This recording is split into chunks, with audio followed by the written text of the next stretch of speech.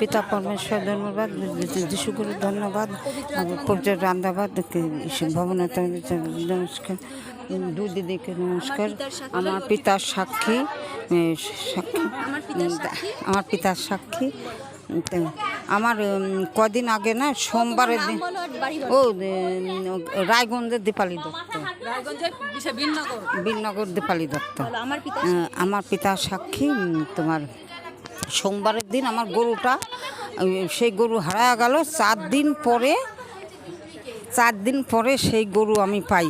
সে মানে পিতাকে খুব করে তারপরে খুব করতেছে। 4 দিন পরে তারপরে বেলা 12টার সময় দেখি যে গরুটা আমার মাঠের মধ্যে খাইতেছে।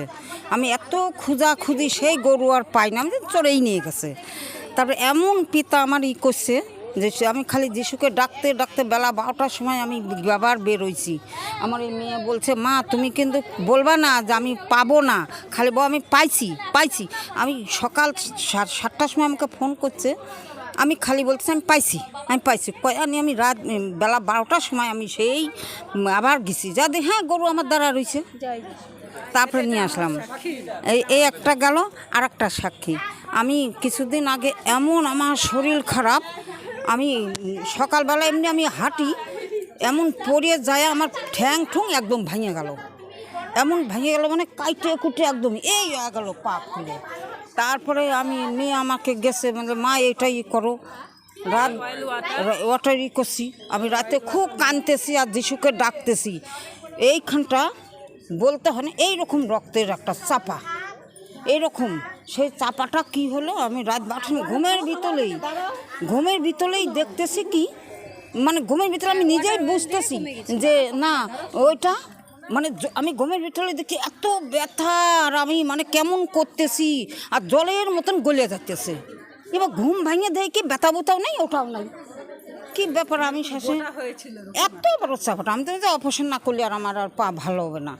তবে সেই করে আমার সেটা আমার ভালো হয়েছে। তা যিশুর আমার ঠিকই আছে দেখে, তাই সাক্ষী। এটা আমাদেরও সাক্ষী। ওই যে বলো পিতা পরমেশ্বর ধন্যবাদ, বলো পিতা পরমেশ্বর ধন্যবাদ, যিশুগুলির ধন্যবাদ, ধন্যবাদ, ভবনে থাকে দান, দুই দিদিকে নমস্কার। সবাই শুনলা তো এই দিদির সাক্ষীটা?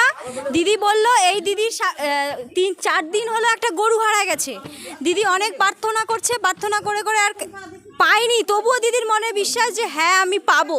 সর্বক্ষণ খালি ভাবছে আমার গরু আমার বাড়িতে চলে আসে, আমি পায়ে গেছি। এরকম করতে সকাল থেকে সে যেদিন বলছে হ্যাঁ আমি পায়ে গেছি, গরু চলে আসছে। দুপুর 12টার সময় গিয়ে দেখে বাড়ির পাশে দিদির গরু দিদি চলে আসছে। তো আরেকটা সাক্ষী দিল, দিদির পায়ের মধ্যে হাঁটুর মধ্যে একটা মাংসল পিণ্ড অনেক বড় হয়েছিল, রক্তের মতো হয়েছিল। তো দিদি ওয়াটার অয়েল প্রার্থনা করে পান করছে, আর ওখানে ব্যথার ওখানে লাগাইছে। আর দিদি তখন স্বপ্নে দেখতে পাচ্ছে যে ওটা গলে সব পরিপূর্ণ হয়ে যাচ্ছে, গলে সব বেরোয় যাচ্ছে, কিন্তু সত্যিকারের এটা না, স্বপ্নে দেখতে পাচ্ছে। তারপরে সকালবেলা ঘুম থেকে উঠে দেখে সত্যি ওটা ছোট হয়ে গেছে, ব্যথা আর কিচ্ছু নাই। তো এটা একটা আমাদের প্রভুর বড় চমৎকার, বড় মহিমা, বড় মিরাক্কেল হলো আজ এই দিদির জীবনে। তো পিতা পরমেশ্বর, প্রভু যিশু, পবিত্র আত্মা এই দিদির জীবনে বড় গাবাই সাক্ষী তৈরি করার জন্য পিতা পরমেশ্বর, প্রভু যিশু, পবিত্র আত্মার জন্য জোরদার হাততালি।